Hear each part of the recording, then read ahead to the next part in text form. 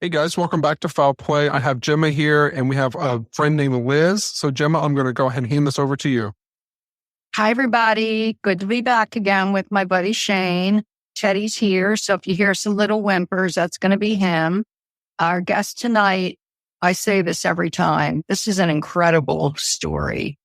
And it's one that you are not going to expect. And we are very fortunate to have one of my new besties, Liz, on the line. And I'm going to tell you who she is. She is one of the medical assistants that worked for Dr. Christian Richter. And if you saw The Keepers, you know who that man is. So with that, we're going to say hi to Liz. Hey, Liz. Hey, how are you, Gemma? We're good. And Shane, he has the first question. All right, Liz, could you tell us about what your education is and your medical background? I went to Catholic school most of my life, went to Catholic High, from there Kenwood, and then I started to go to school over at St. Joe's. They had a nursing program over there. Anyhow, I ended up somehow mixed within there, and I ended up working through family, through Dr. Richter. My mother was a patient of Dr. Richter's. He was a partner with Dr. Nell at the time. And then one of my sisters ended up working for Dr. Nell, and I ended up with Dr. Richter. I don't even really, if I look back, I can't even remember how I even got into that practice. I just fell into it. That actually leads right into the question I have. When and where did you work for Dr. Richter? I started with Dr. Richter off of Philadelphia Road. It was his Chesapeake office out in Chesapeake Avenue in Baltimore County. It was Chesapeake Avenue on Philadelphia at the corner. It looked like a big pharmacy, and in the basement of the pharmacy was a doctor's practice. And it was primary care, the OBGYN. I believe there was even a dermatologist there, if I remember right, and a psychiatrist there as well. And Dr. Richter was in practice with Dr. Nell, and something had happened between the two of them. Can't tell you. No one's ever spoken of it. I have no idea what the history is between the two of them, but they were extremely close and they split up the practice. Dr. Richter worked on one side of the building. Dr. Nell worked on the other side of the building. Never spoke. And then after that, he ended up opening the office out in Towson, out at St. Joe's in the professional building. So when you worked for him, was it at the hospital or in his office? It was in his office.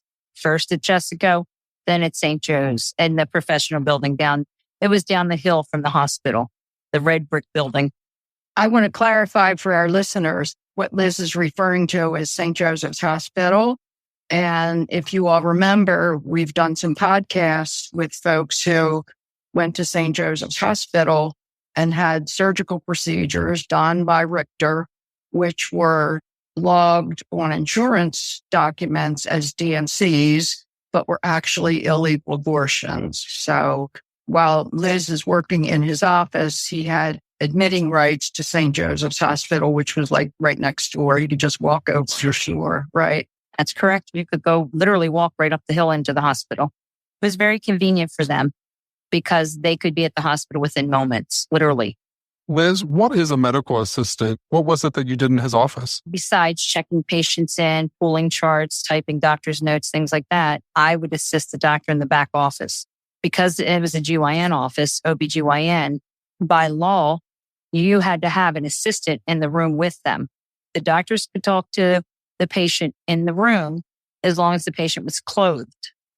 But as soon as you stepped out and told them to undress, at that point, the doctor could not go back in the room without an assistant. And the assistant stayed the whole time until he walked out of the room. Now, when we tracked over the last year, I guess, Liz, you told me that he had a very unusual office layout. Not only did he have offices on the floor where you would enter, but he had special private office. The doctor's office itself was a normal layout. What was unusual about it was exactly what was on the floor that the patients were seeing was an exact replica underneath of that no one used. And how would somebody enter that basement? Was it below ground? It was below ground. So you would come into, if you came into the front building, I'm trying to close my eyes in pictures, you would come through the front office. We were on the It was a 2-story building. So if you came in on trying to think, it was like a longer building. If you came in on the one side of the building, you came in on the first floor. If you came on the opposite side of the building, you came in on the second floor. We were on the first. Came in, I'm trying to remember, there was one office, trying to think which doctor's office it was. We were like the third office down, if I remember correctly.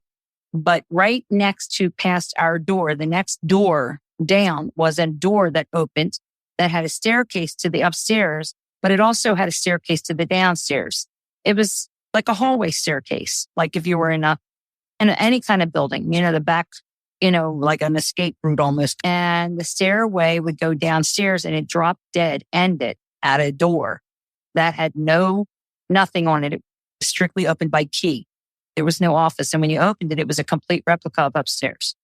Interesting. Now, is Richter the only one that used that suite of offices downstairs? No, he was in a group of practices. It was him, Dr. Furman Barreto, Dr. Adelma Moranya, who I believe they're all retired at this point. There was also a couple other doctors periodically through the years that I had been there that they had bought in. But at the time that Dr. Richter was there, he had joined and came into a practice with Dr. Barreto and Dr. Moranya. Liz, what were some of the incidents that you witnessed in the office that made you feel uncomfortable? I didn't like the idea that when he would go into the office, he would talk to the young women, which was normal. He would come out, and when we would go back in, when the patients had undressed, put the gowns on, and we go in, and he would say, "That's okay, I don't need you." And I'd be taken back because I thought, that's wrong. And I was extremely stupid and very naive that I didn't give a patient the thought. I was worried about the doctor.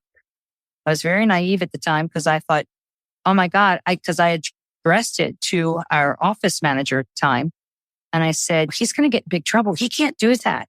It really bothered me because I thought, what if those women said he did something to them? I never thought about the patient. I thought I protected the doctor. I was very upset because I thought he could get really in big trouble. He could lose his license. And I addressed him. And at the point when I went to the office manager, I got told, mind my own business. Be quiet, mind my own business. And it wasn't the first time. I did it on many occasions, and I was put in my place very quickly. But I was very uncomfortable. I can remember going home and talking at the dinner table about how upset I had been, that I knew that was wrong. But back in that day, what did you do? Nothing. Did other medical assistants work in that office, Liz? Each doctor had our own medical assistant. Dr. Richter had his own, Dr. Moranya would have his own, Dr. Barreto would have their own. We would share back and forth. It could have been any one of us. It was 3 or 4 of us at the time. But normally we would stay. I was with Dr. Moranya and with Dr. Richter. Another one would be with Dr. Barreto. And we could switch on and off, but never, not once did that occurrence ever happen with the other physicians, only Dr. Richter. Do you remember if any of the other medical assistants witnessed or were told to leave the room? If they did, no one said a word. And you said that you went to the office manager, correct?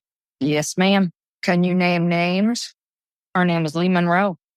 Lee Monroe. Okay. And so what does an office manager do? She was the one that overlooked us girls, kept everybody in line and made sure, I guess, the books were taken care of and whatever needed to be taken care of. That's what she did.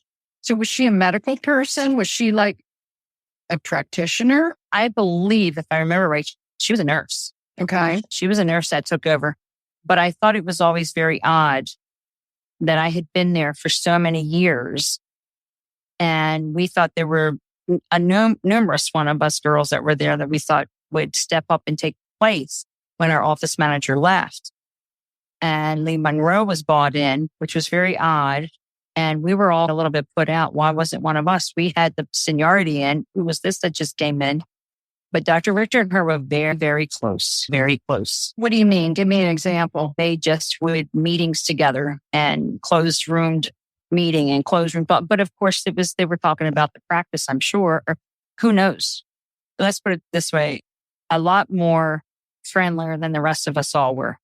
You talked to me about other adults that came in to the office that were not there for treatment. Was he strictly OBGYN? Did he treat? He was OBGYN, but he had retired from the OB part. So he was strictly towards the end, he was doing GYN up until retirement. So would he typically have male patients? No, never. Okay. Never. So, But right. gentlemen would bring these young women in. Tell us about that. There were numerous men. I can't remember who they were. Couldn't tell you what they looked like. But I know they would bring them in. They would go back, talk, and then we would be dismissed. Or they were taking place after hours.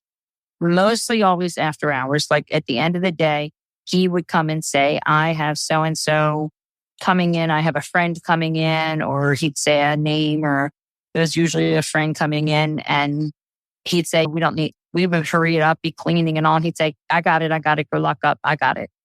And dismiss us to leave for the evening. So you would be typically cleaning up, examining rooms and whatever. Oh, absolutely. Because we had to sterilize everything. And he's telling you, don't bother. I got it. He would say, just hurry it up, finish what you're doing, and I'll lock up. Okay. Did you witness the girls coming in? Several occasions. Yeah, that's what upset me. And do you remember anything about them, their behavior, or how they acted, or what it was like? Did you see them leaving? It would be hard to say how they acted. I just know they were very quiet, never spoke. What ages? They were very young. I always just assumed, I was very naive and thought they must be counseling them, because back then birth control was very kind of taboo kind of thing. And right. I just thought they were being counseled, or that's what I was led to believe. By Richter? By Dr. Richter. Right. And whoever was bringing them in. I don't know who they were bringing them in. I just know it was men. There were several occasions priests came in. Okay. Tell us about that. Don't know who they were. Don't remember. All I know is there were 2 priests that would bring them in, the girls in, that I thought was very odd. During the day or evening? It was usually always in the evening, right before we were closing, or he would say they were coming in, and they would get in and we would say, Dr. Richter will be right in, be with you. Dr. Richter would come in and he'd dismiss us. You said there were 2 priests, and I'm not going to ask you if you recognized either one of them. When I wouldn't be able to recognize them in a line. Never in a million years. Did they check in? Did they check in at the desk? No, ma'am. Did they come in through the office or through the hallway outside? They came in through the front. Okay. But on several occasions, Dr. Richter would motion for them, which I do remember, that he would motion for them to go back out in the hallway, come around, and come down the other doors to come down the staircase. Okay. And I think that was really strange. Right. Because we never used that office downstairs. And that's where they were going. There was no place else to go. When that went down, there was the only office down there. There was no other office down there but ours. And it was a complete duplicate of what was upstairs. That's what was okay. So procedures, minor procedures could be done there. You could, on an occasion, and I could count in all the years I worked there, I could count on one hand how many times the other physician used it that I knew of. Liz, what are some surgical procedures that might occur typically in any gynecological office? Well, besides a GYN exam or an OB exam, a DNC could be done. They had a suction machine there. Okay. They could do cryosurgery, colposcopies. What are those? Biopsies. Colposcopy is for someone if they were taking biopsies from the cervix because you had an abnormal pap smear. Okay. Cryosurgery was a procedure that was when the biopsies would come back, it would show whatever the diagnosis was, they could treat that with cryosurgery, which was freezing of the cervix to kill the cells. They would die off and regrow and you'd have good cells again. We also then later on started doing intrauterine for, oh my God, I just lost track. An IUD? Oh, we would put IUDs in. Yeah, we would do IUD. Excuse me. Something just crashed. Do you mind stopping for a second? Thank you. That just crashed. Yeah, it sounded like glass breaking. It sure did. Yeah, it was very loud. Yeah, I can't figure out where or what. But we all heard the glass shatter. Yeah, it definitely did. Yeah. That's a little scary, isn't it? because it sure did sound like glass shattering, and there's no glass anywhere. That is creepy. I can't find anything. I'm looking at everything and there's nothing. Hope it's not somebody turning over in their grave mad at you because you're talking about him. It's weird. You were talking about some of the surgeries that are typical for a GYN. A DNC, we know that at St. Joseph's, there were some DNCs that were actually abortions. And in Catholic hospitals, abortions are not permitted. So is it your gut feeling that Richter was performing some illegal abortions? Could I tell you if I knew, yes or no? I'd have to say, I have no idea. Okay. But I will tell you, I was always uncomfortable about some of the things he did. Always very uncomfortable. Or it made me feel uncomfortable.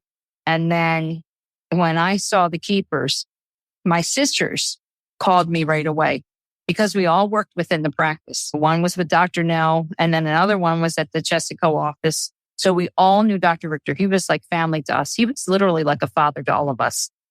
When we heard it, we turned it on. And after we saw it, I thought I would be sick.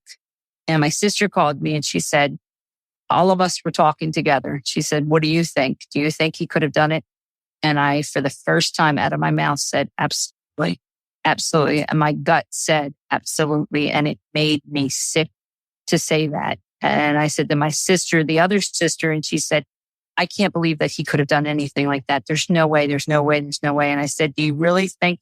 And the other sister, I said, what do you think? And she said, I hate to say this, but yeah, I'll never say that to anyone that if it matters. But yeah, I do believe it.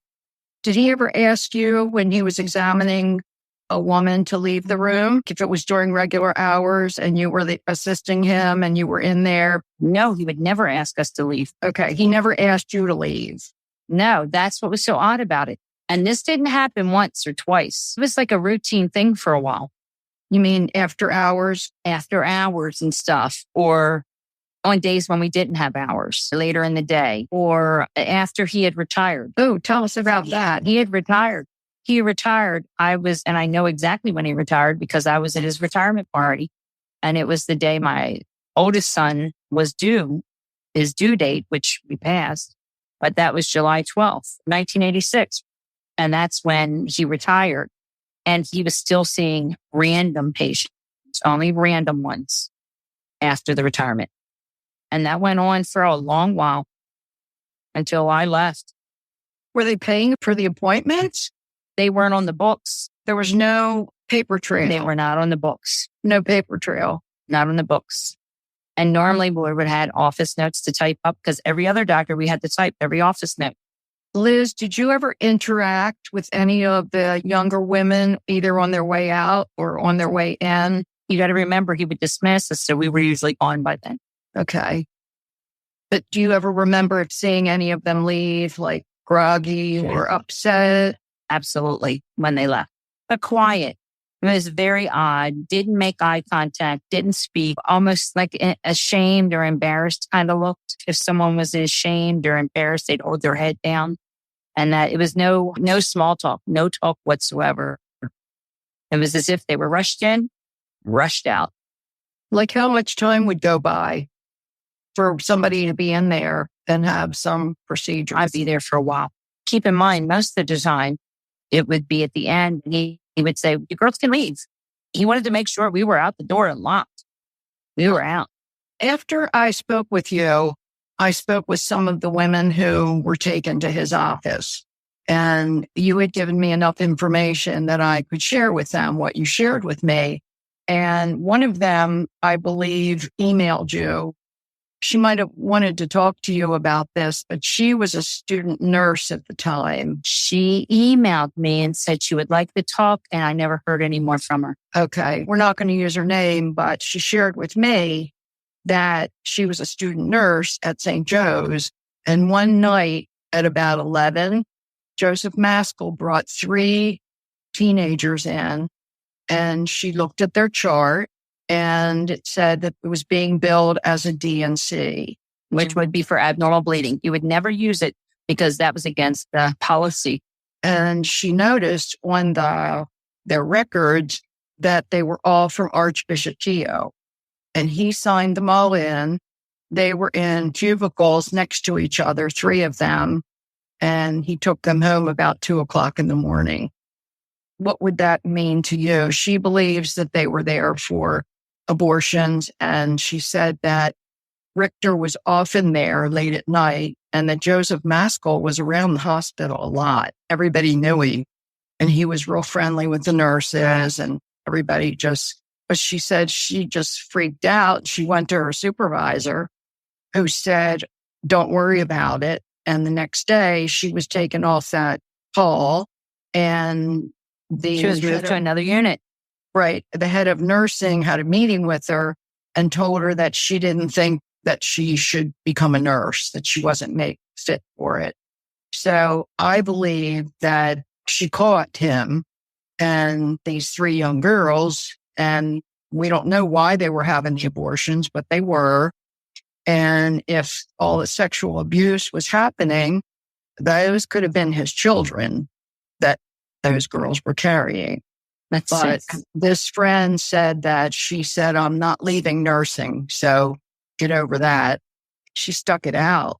And she was going to be in the Keepers and she was filmed, but she decided afterwards that because of her career, it probably wasn't a good idea because she was still working in nursing. Right. She's very good. But she said she'll never forget looking at those records saying that they were brought in by Joseph Maskell and they were from Archbishop Keogh High School. And he brought them in around 11 and took them home around 2, told their parents they were running around on the streets after a dance. He had a lot of ways to manipulate. He had a lot of influence. Being a priest, you got to remember back then, being a priest is not like being a priest now. No. Being a priest back then was as close to God as you could get. Or questioned. You never asked. You looked up to those people. You looked up and respected them. And if no matter what they said, you believed. That's just the way it was. And that's the same way it used to be about the doctors. You never questioned them either. If they said you needed something, you would go home and question it, but you would never say it to them. I'm going to ask the next question. We're going to change track a little bit and then Shane will finish up with the others. But you and I talked a while ago about the likelihood that he may have been a handler for the CIA MK Ultra mind control program. And our listeners will remember that we had a guest. Her name was Lynn Shermer, and she recognized Richter in the Keepers as her handler, and that he used a portable shock treatment box on some patients. And when I asked you about that, you described for me, without knowing what the box she talked about looked like, you described for me a box that he kept in his downstairs office on the shelf behind his desk. First off, I had never even heard of this MK Ultra until you said something to me about it. And that was after you had asked me to describe their offices, how it was laid out and all. Right.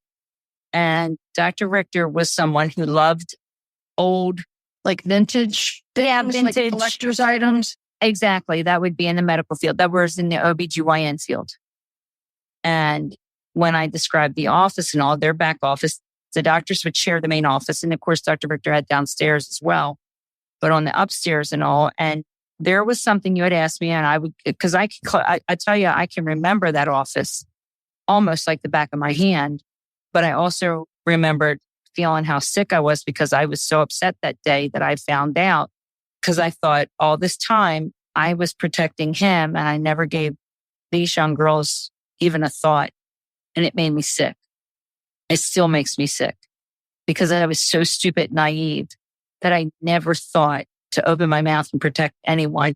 All I could think of was protecting his his license himself, because he was a very prominent man and was very wrong in every way now. And I can't believe I did that.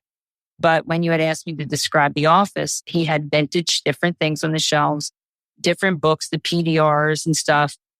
And when I got to what was sitting, he had it on the back. If you were to go in his office, huge, beautiful ornate desk that sat, big desk. Behind him was like a bookcase, and it had shelves on it, big, beautiful bookcase. And it would sit in the back, what looked like an old vintage EKG machine, a portable EKG machine. And you had asked me, could I describe it? And when I remembered seeing it, it literally looked like it was a case that opened. It was black. You could take it with you as portable. And it looked like something that would be hooked up for an EKG. What's an EKG? That would be to check the heart, the rhythm of the heart. Okay. It would go on different things, would go on different parts of the body, would hook it up. And I thought it's really cool looking. And I loved looking at the vintage things. That's why I remembered it. And you said, can you describe it a little bit more? And when I did, that's when afterwards you had told me what you had just said. It was the very first time I ever heard of it.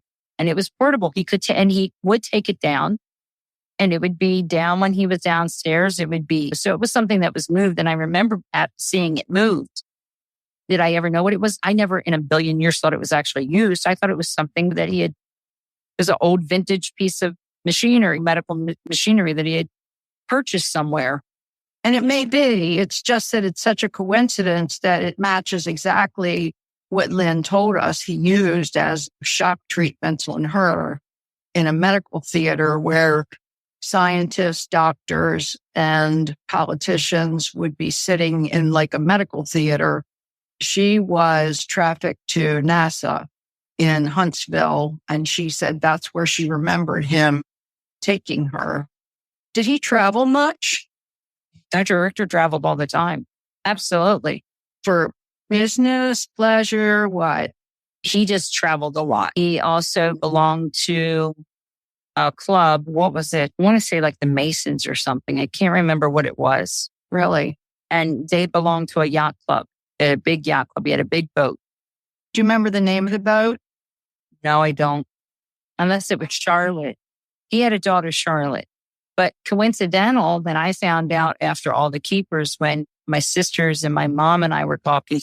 Now, I don't know what this means and all, but what we found was very odd. And my mom had said about his first marriage, she always thought it was very odd that his first marriage, and I believe, and don't quote me, but for some reason, I want to say, I think her name was Irma. And she just died. And that was like, you never heard how. She wasn't sick, nothing. She just died. When you worked for him, was he married to her? And then she died. And then years later, he met someone else, Corinne. I remember her name was Corinne. And he had a daughter, Charlotte. But somebody told me somewhere that he had a son that I don't remember.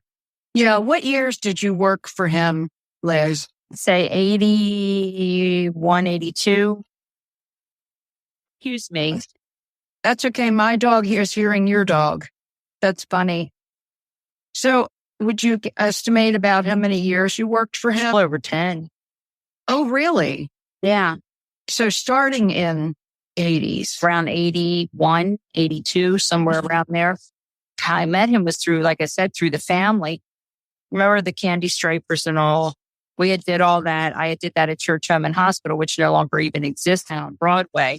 Started there. And from there, somehow, through family members, ended up at the Chesapeake office with Dr. Richter.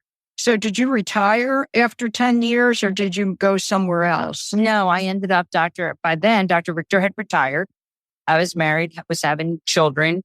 I stayed with Dr. Maranya and Dr. Beretta for quite a few years.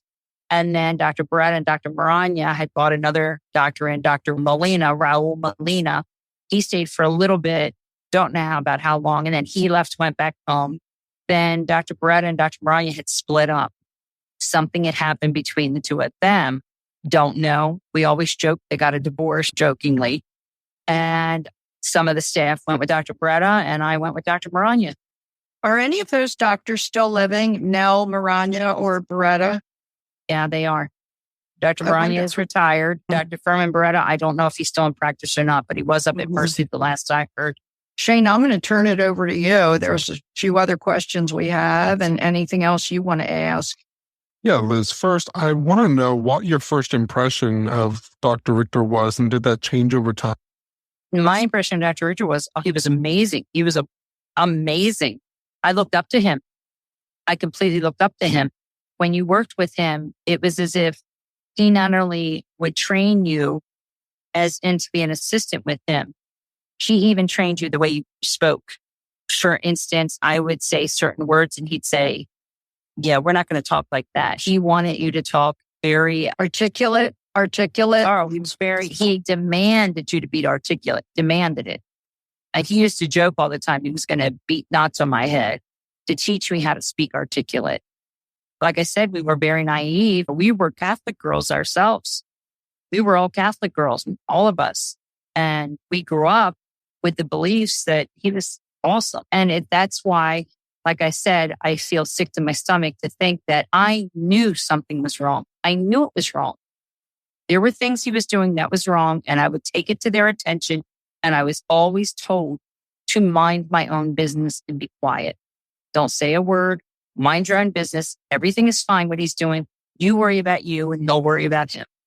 And I used to get so upset. I'd go, but you don't understand. He could lose his license. I was so naive that it never crossed my mind. Not even once did it cross my mind to what is happening to the girl in there. Just didn't cross my own mind. My opinion on him never changed until I heard the keepers. And when I heard the keepers, I was crushed because I felt like everything that I thought made sense. Like I thought these things, but I thought it was me. I was being bad, being wrong to think these things. Meanwhile, when I heard it out loud, it was like, oh my God, he did. And I was sick. Let me tell you something, Gemma, to this day, that's why I have put you off and put you all off. For so long, I have put talking to you guys about this because I feel horrible talking about it. It makes me sick to talk about it. I feel like shame on me that I could have stopped some of this and I was too stupid to know it. And it's really hard to accept. If this makes you feel any better, Liz, you were being manipulated too. And he was a psychopath, and it sounds like a pedophile. And that's part of the grooming.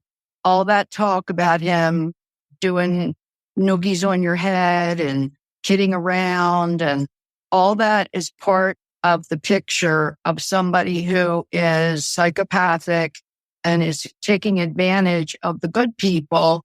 And he left you with that guilt. You did the right thing. And I want our listeners to know that because you and I talked, you did go ahead and report all of this to our Attorney General. It's been a long time, almost a year, I think.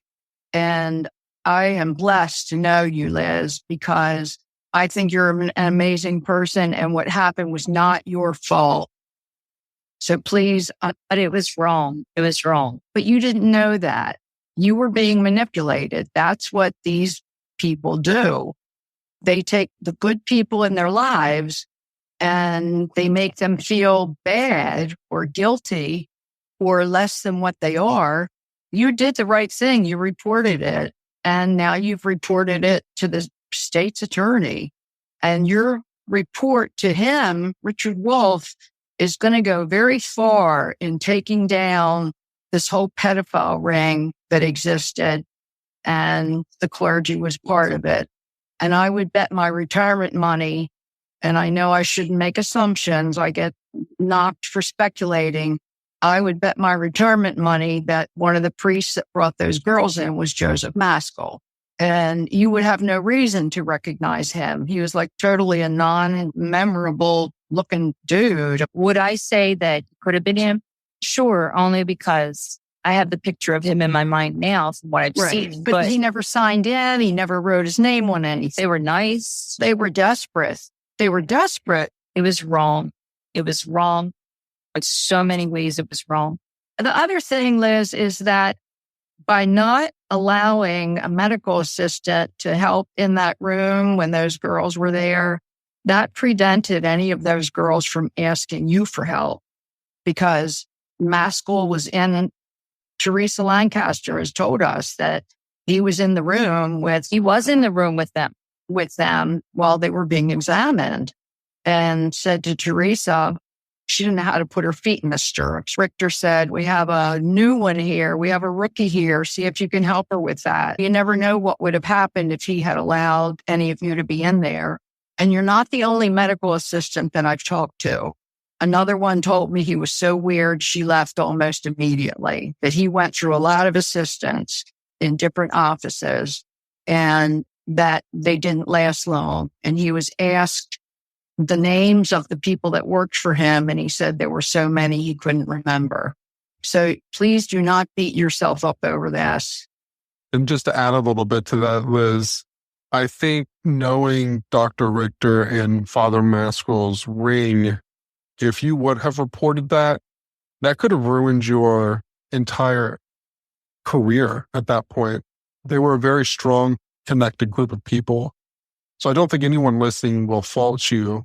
I think a lot of people will see you as a very strong person who we're all thankful now is brave enough to speak out about it.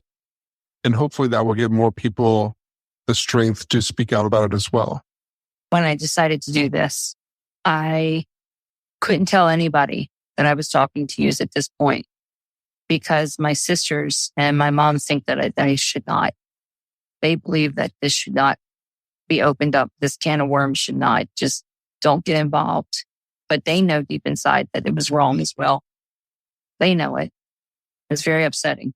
Liz, I'd like to ask you, do you have any advice for anyone who might be listening who may have had a traumatic experience with Dr. Richter? It wasn't their fault. They did nothing wrong. I stood there and watched and didn't know I was doing anything wrong. So my God, they did nothing wrong. Don't ever, because and we're the guilty ones, not them. We're the guilty party. They're not. Makes me sad. So sad. Those girls did nothing wrong. They did exactly what I did.